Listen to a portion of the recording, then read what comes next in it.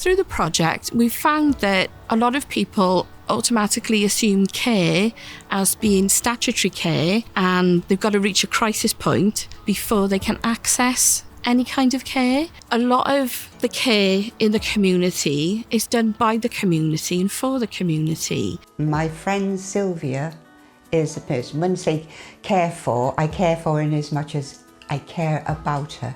I can't physically do the things that she needs to have done with the carers, but I'm mostly concerned with her mental well-being. She needs to be reassured that she's a person who counts.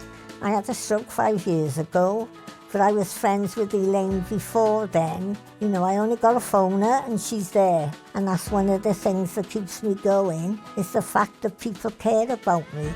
Carers are going to care, no matter how much they're paid. They're completely undervalued and they need to be seen and heard and respected more. These people are amazing.